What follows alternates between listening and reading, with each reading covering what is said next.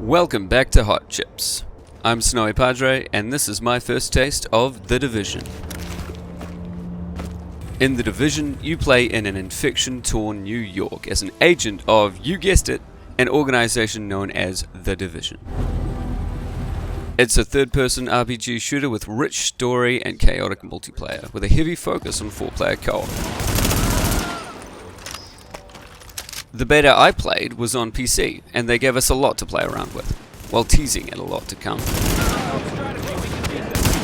You get to explore a bit of the story. Hey, bad news. I'm not going to be able to get out there. Start building your base of operations. The tech wing has obviously seen better days. But if you can get Rhodes back here, he's apparently got a lot of tricks up his sleeve. Customize bits of your character. Play around with a couple of skills.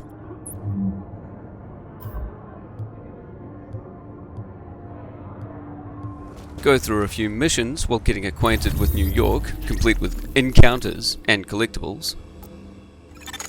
Agent, we know that the base of operations is under...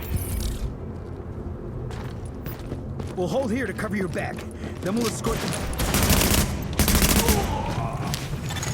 Additional hostiles detected.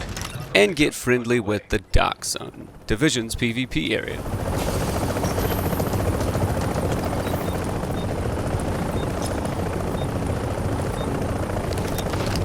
The beta might not have felt like much for most, but I got a good 16 plus hours of gameplay out of this, and that's enough for any $60 story-driven title. So what was good about the Division beta? The gameplay is fantastic. Animations flow and you can move around the world seamlessly.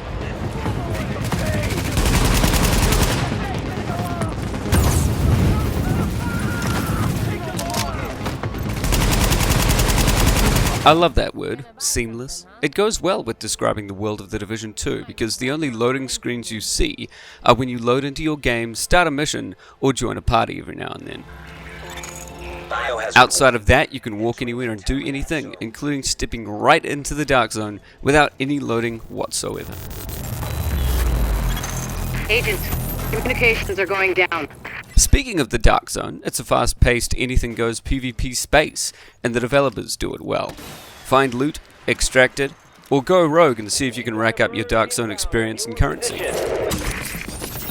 Hard mode NPCs also roam the Dark Zone, and killing them grants gear, Dark Zone XP and currency as well. Vendors in the Dark Zone convert your Dark Zone currency into weapons and gear, making you even more of an ultimate agent. Thanks for nothing, asshole. The Division is an RPG, but it's fast-paced and with a good mix of gear versus skill in combat.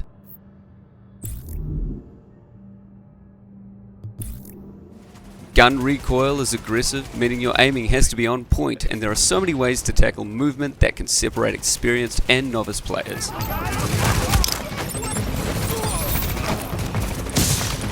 While it is heavy on RPG elements, you'll be pleased to know that most enemies go down fast with well-placed shots.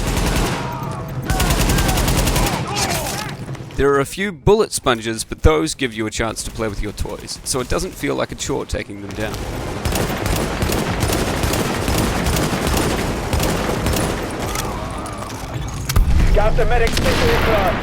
Even in this short beta, there was so much to do and so many ways for you to customize your character, and we barely scratched the surface. You've got 4 skills to play around with and 2 skill slots to jump on, but no talents or perks to equip. In the kitchen at Kobe's. You can also customize your character to make him look slightly different, and of course tackle his weapons and weapon upgrades.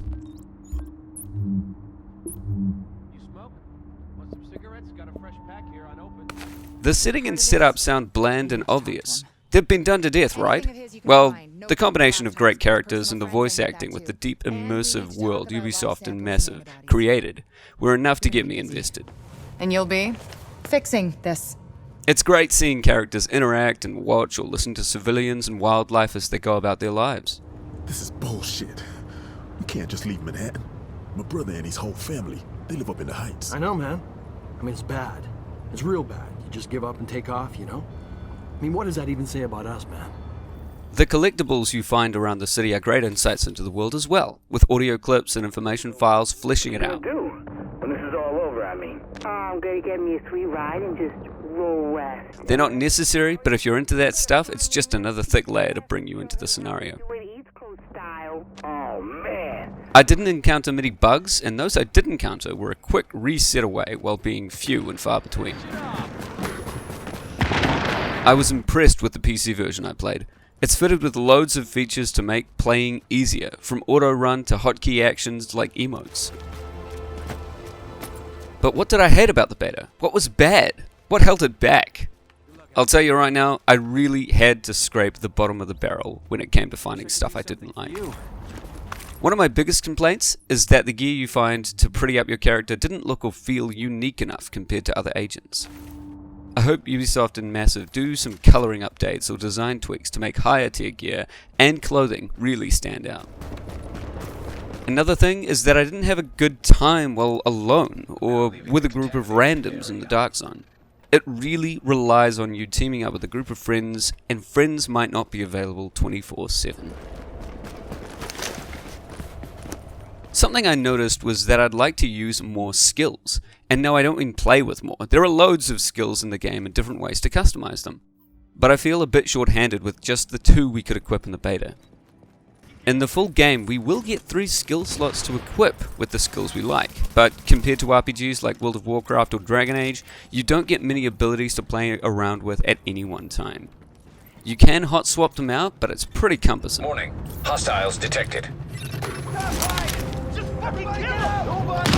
And my last complaint is that after 16 hours of continuous gameplay, my PC wanted to die. But I'm taking that as a plus, because I couldn't put this game down for 16 hours straight.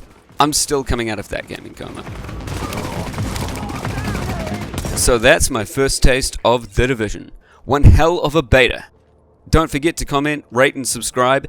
Oh, and check out our most recent anticipated Games of 2016 video this week for your chance at winning a copy of Gravity Rush Remastered for PS4. Thanks for watching. I've been Snowy and this is Hot Chips.